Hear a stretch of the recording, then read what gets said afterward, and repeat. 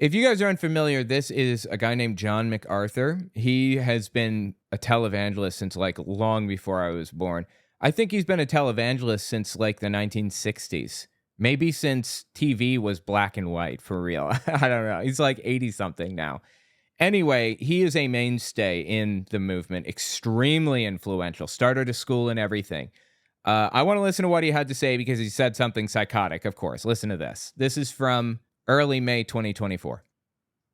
There's no such thing as PTSD. There's no such thing as OCD. There's no such thing as ADHD. You know, at this moment in time, I thought to myself, was he just throwing out random acronyms? He has to be, right? No. He picked those three specifically. No such thing as PTSD. No such thing as OCD. No such thing as ADHD. Okay, go on. I'm listening. Those are noble lies. To basically give the excuse to, in the end of the day, to medicate people. To medicate people? There's no medicine for OCD, or maybe there is a medicine, but it's not used very often. Usually the treatment for OCD is just therapy, basically, not medicinal. For PTSD, there are medicines that can alleviate symptoms of PTSD, but can't cure it. Like, you're having nightmares and stuff. It can help that, I think. What the hell are you talking about right now? ADHD is treated through Adderall. That's it, Adderall. It's treated through Adderall commonly. So, okay, I guess I can kind of see a justification for that one a little bit. But the other two, what? If you don't know him, though, let me just show you a little bit of who he is. I cut this down because I've shown this before. This is a really hard clip to get a hold of, by the way. And I couldn't play it on YouTube before. It was against the rules. I'd be, like, banned from YouTube for showing this because he fearmongers and lies about COVID so much in this whole thing. It was August 2020. It had been going for 7-8 months. People were taking it seriously for 6 or 7 months, maybe. And 160,000 people had died. And he comes out here and lies about it. Listen to this. I haven't made really any comments about COVID or the lockdown and whatever else is going on in what is called a pandemic. What is called a pandemic? Oh, go on. Let him cook, guys. I don't want to offer myself as any kind of an expert, but I'm going to anyway. A rather telling report came out this week, and I'm sure I don't need to tell you, but the report was complete nonsense. Like, he made the report up. I don't think it even existed. For the first time, we heard the truth. Of the 160,000 people that have died, 9,210 actually died from COVID. Okay, wow. Looking back, that was a psychotic thing to say at that moment in time, wasn't it? What's fascinating about this whole thing is you can see the progression of propaganda taking root.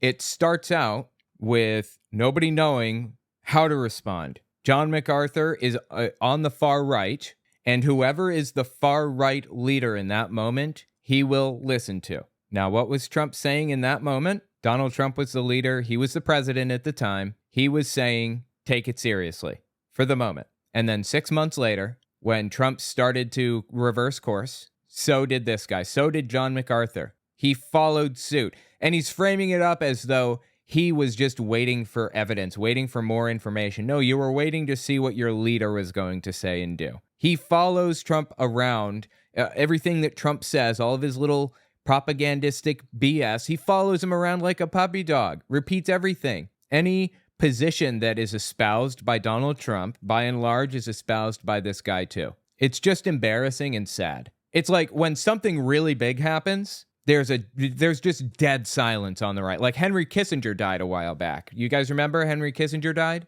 I bet you don't remember it because the right didn't say a word about it. Henry Kissinger was a monster, okay?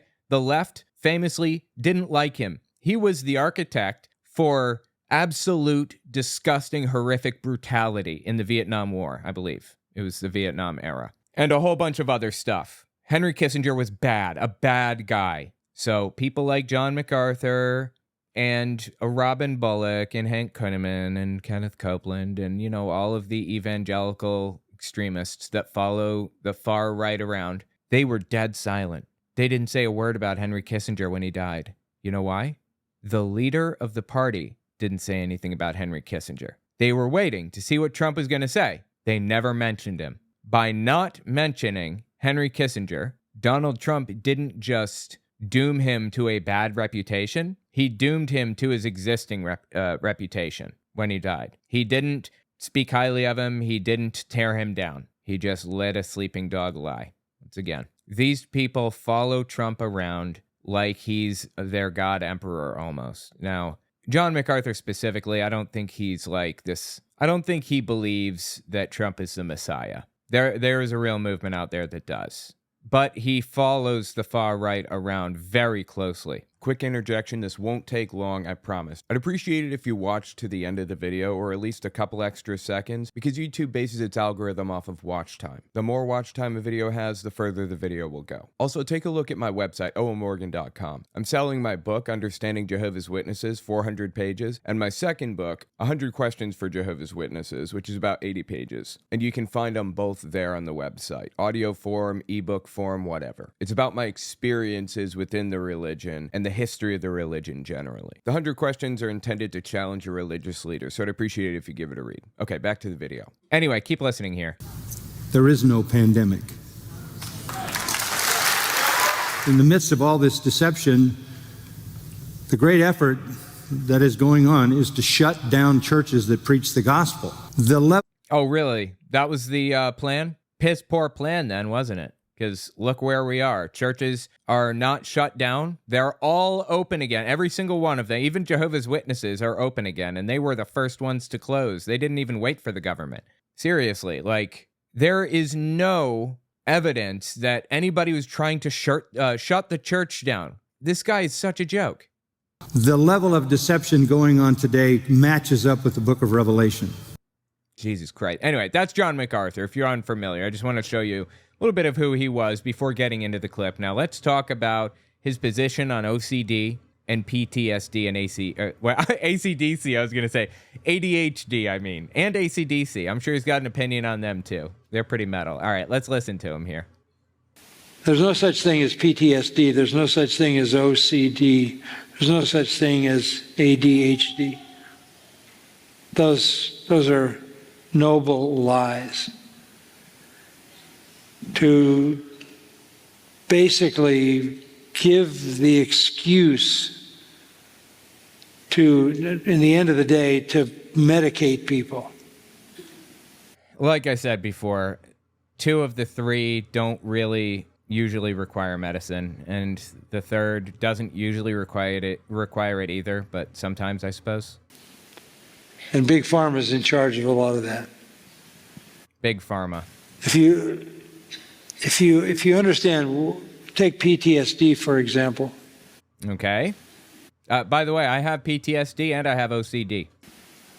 What that really is grief. You are fighting a war, you lost your buddies, you have a certain amount of survival guilt because you made it back, they didn't. I'm sorry? What? Are you kidding me? This is a joke, right? PTSD is not just from fighting a war. Long and long ago, like during the Gulf War, I think, they called it shell shock. I think during World War I, what was it they called it during World War I? I forget. Yeah, no, okay, I'm sorry. It was shell shock in World War I.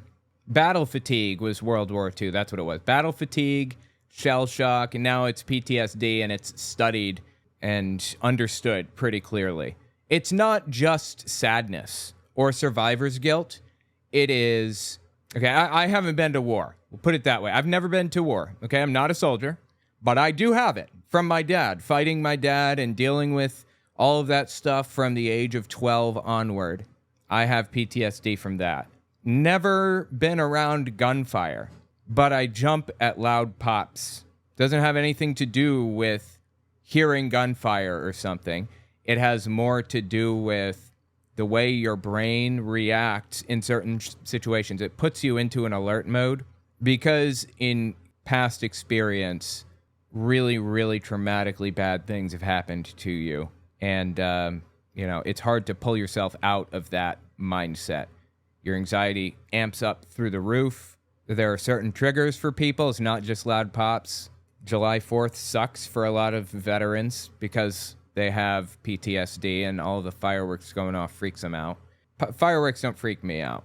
I do jump at pops, or my kid drops her phone. Sometimes that freaks me out. But my triggers are hearing a violin played very softly or hearing a floor banging for, a variety of reasons. When that happens, look at this. There's a picture of it famously. 1,000-yard stare. Take a look at the picture. It's a famous painting, not an actual photo of a guy. Maybe it was an original guy. This is the 1,000-yard stare. You used to see this kind of empty, vacant look in people's eyes, like they've seen too much. This is what happens when you are triggered by PTSD, in all seriousness. You flash back to the moments that caused the PTSD in the first place. He's got a 1,000-yard stare because he's reliving watching his friend die in front of him or something.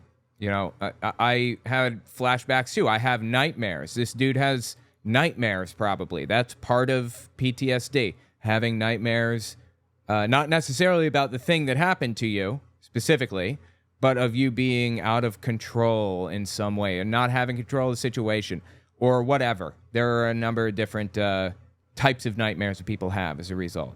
This is not grief. It is a very complex, well understood, reasonably, condition that's being studied by psychologists and has been since World War I. But okay, tell me more about how it's grief. I wonder if this guy's been to war. I would bet this guy has never experienced anything that I just described. I'd put money on it. I would bet that this guy has no idea what a trigger actually means, what it actually is. Like, not pretend, but for real. I would bet that this guy has no idea what flashbacks are like, or nightmares, or any of the other stuff that comes with this. Quick interjection, this won't take long, I promise. I just want to say I'd appreciate it if you check my Patreon. OwenMorgan.com/Patreon to find it. YouTube's algorithm goes up and down, so I can never predict where it's going to be. Having patrons gives me some level of stability. Okay, back to the video. How do you deal with the grief? Grief is a real thing. But grief is part of life. And if you can't navigate grief, you can't live life. But if you clinically define that, you can give them a pill, a series of medications. No, that's not how you treat PTSD. You know how you treat PTSD? Usually they start with voluntary exposure therapy. So for some people, you got a woman who's afraid of men with beards. Freaks her out terribly. That's the trigger. Seeing a man with a beard. She flashes back. She has nightmares, a whole 9 yards. She is in a state of heightened alertness. And she just wants to crawl into a hole and curl into a ball and just sit there, shaking, because it is so destructive and disturbing. So what they'll do, therapists commonly, is they will have a guy with a beard come into the office, not go into the room with her and the therapist, just come to the office, and the therapist will say, there's a guy with a beard out there right now. And then they'll have the guy with the beard walk down the hall, and they'll say, there he is, walking by. I mean, the person needs to be voluntarily submitting to this, or it's extremely unethical. Or she'll be sitting outside, and the therapist will send somebody with a beard to sit on the bench next to her. Or find somebody that she really knows and trusts and loves, and have them grow a beard and contribute, assist with this whole process. This is not grief. It has nothing to do with grief. It's not even linked to grief. Depression is a side effect, I suppose, can be, but it's not really about depression. I think it's more of an anxiety disorder than a depressive disorder. Probably both, but I'd say it leans more on the anxiety side, right? Dude has no idea. He's lucky enough to be 80-something years old and have never gone through a traumatic event in his life, seemingly. I was 12 when I got my first traumatic event, so congratulations to him. Good job there, buddy. That qualifies him to speak on it, I guess, right? A series of medications, and they end up in LA homeless on the sidewalk. Because the medications are putting people on the sidewalk, see? Because California wants people homeless, see? That's how it works, right? This is in regard to children, it's the most deadly thing that's been unleashed on children. Oh, I assume he's talking about ADHD. Medication. ADHD medicine is very overprescribed for children. Very overprescribed, especially in New York City. It's actually a problem. But he is the wrong person to talk about that problem. He has no idea what's happening, has no clue. He believes it's demonic or something. He's not looking at factual information to really break this down and figure out how to solve a problem. He's saying Jesus doesn't want it or some other nonsense. We're trying to make clear to parents that behavior is essentially the result of choices that kids make. So ADHD is just a choice that a kid makes. No, there are tests for this. You can actually observe ADHD and document it. There's a thing called the DSM-5, Diagnostic Statistical Manual, 5th edition. You can look at symptoms and understand how they affect a person. I wonder, do you think that he believes in bipolar disorder or schizophrenia? Do you think that he accepts that some people experience hallucinations? Or do you think that he believes that it's just like big pharma trying to cram pills down your throat again? And if you parent them properly, they'll make right choices. But if you blame it on something other than their choices... I mean, there are adults with ADHD, a ton of adults with ADHD. And you identify them as having something they can't do anything about, but we can do something about it. Medicate it. What are you talking about? PTSD, we'll just go with that one. You don't even medicate that usually. I mean, some cases you do. Voluntary exposure therapy. OCD is slowly and carefully working with a therapist to find a coping mechanism for when you feel this compulsion to do something. Like, I don't know, ticking or rolling your head back and forth or something like that. Working with a therapist to help you figure this out. It has nothing to do with medicine. The hell's wrong with you? You literally are turning your child into a potential, not only a potential drug addict, but maybe... God, I thought he was going to say potential serial killer or something for some reason. I don't know why. Potential drug addict, but maybe a potential criminal. Because they never learn how to navigate life in a socially acceptable way. Oh, because taking medicine is not socially acceptable. Totally, absolutely. You know what is socially acceptable, though? Apparently, beating your kids. You got to beat your kids because that's why they are showing symptoms of ADHD. If you didn't beat the shit out of them, they wouldn't show ADHD symptoms. They'll show PTSD, but that's a problem that's just grief. That's just grief. Don't even worry about it. Anyway, that's John MacArthur, man. This guy is wild. Listen to his take on female pastors. This was, when was this one from? Yeah, this is from late December 2021. Did you ever thought about giving your wife a chance to preach? Or was it okay for the women to preach? I never had such a thought.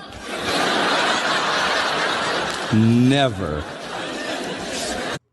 You never thought about it for even 1 second? Okay. No, it's not okay for the women to preach. I permit not a woman to teach or take authority over a man, but to learn in silence. That's very clear in Scripture.